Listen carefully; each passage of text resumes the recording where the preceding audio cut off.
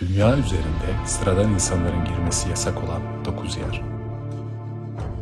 Listenin ilk sırasında Coca-Cola'nın formülünün saklandığı yer bulunuyor.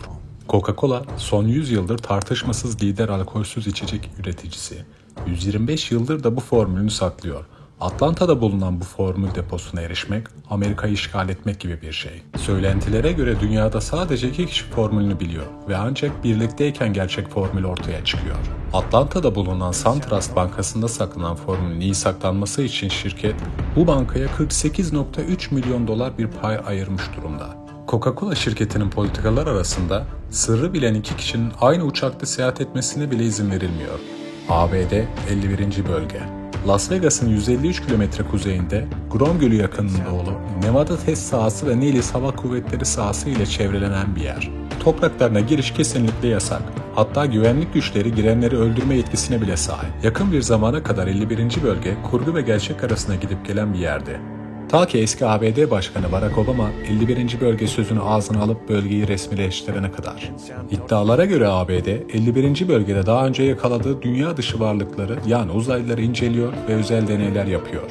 Dışarıdan bakıldığında bir üs gibi görünen bölgenin yer altında daha büyük gizem taşıdığı ve asıl üssün orada yer aldığı düşünülüyor. Plakası bulunmayan beyaz araçlarla ve kimlikleri belli olmayan silahlı güvenlik görevlileri tarafından korunan üsse kimsenin yaklaşmasına izin verilmezken çevrede üsse yaklaşılması durumunda personelin ateş açma yetkisinin bulunduğu uyarı yazıları da bulunuyor. Çevrede yaşayan insanların beyanına göre belli aralıklarla beyaz plakasız tırlar da sürekli bir sevkiyat içerisinde. Disneyland Club 33. Bu kulüp sıradan insanlara varlığı bile reddedilen gizli bir kulüp. 1967'de Walt Disney tarafından açılmış olan bu kulüp sadece Disneyland'ın yatırımcılarını, üst düzey yöneticilerini, Disneyland'a gelen ünlü isimleri ve politikacıları eğlendirmeyi amaçlıyor.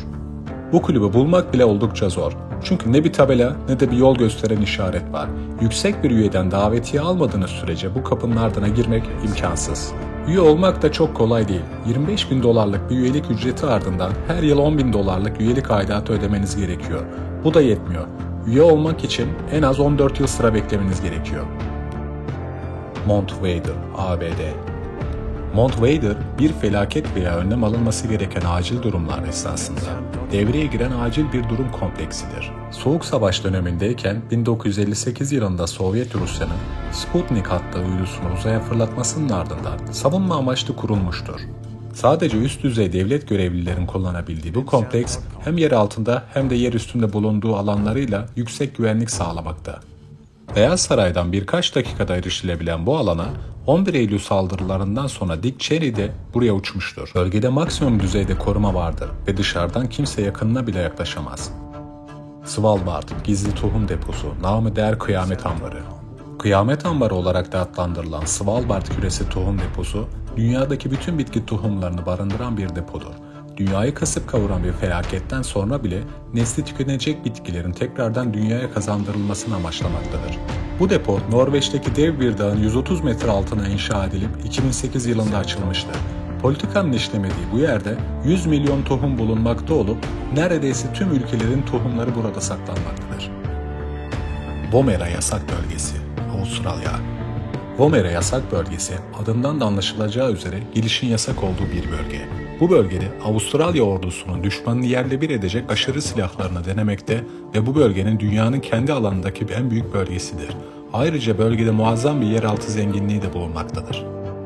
39. Oda, Kuzey Kore. Kuzey Kore'nin en gizli toplantılarının yapıldığı bir yerdir. Kuzey Kore zaten gizli bir ülke olmasıyla meşhur, fakat bu oda gizlinin de ötesinde. Söylentilere göre İsviçre'den kaçak para transferi, sahtecilik, uyuşturucu kaçakçılığı, ülkenin nükleer faaliyetleri gibi gizli işler burada yürütülüyor. Buraya girmenin cezası ölümdür ve bu ceza bireyin aile bireylerine de aynı şekilde uygulanır. Kuzey Sentinel Adası, Bengal Körfezi. Kuzey Sentinel Adası'nda yaşayan yerel kabilelerin tutumu o kadar sert ki ada toprakları hatta yakınlarında bir yabancı gördüklerinde anında öldürüyorlar. Dünyanın en yalıtılmış kabilesi sayılan Sentineller, yıllardan beri adadaki hayatı gözlemlemek isteyen yabancıları reddederek kendilerine rahatsızlık veren her şeye oklarını doğrultuyorlar. Avcı toplayıcı bir yapısı olan topluluğun nüfusu 50 ile 150 kişi arasında olduğu tahmin ediliyor. Zira ada ağaçlarla kaplı olduğu için yaşayan kişi sayısını anlamak mümkün değil. Adaya ilk ve son temas 1991 yılında adayı ziyarete gelen bir başka antropolog ekip tarafından sağlanmıştır. Bu son teşebbüs, ada halkı tarafından saldırılarla karşılanmadan yapılan hediye seremonisi şeklinde gerçekleşmiş, fakat daha sonra Hint hükümeti binlerce yıldır izole bir hayat süren ada halkının dış dünyadan gelebilecek mikroplara karşı dirençsiz oldukları düşüncesiyle adaya yapılan her türlü ziyareti yasaklamıştır. White Gentleman Club, İngiltere.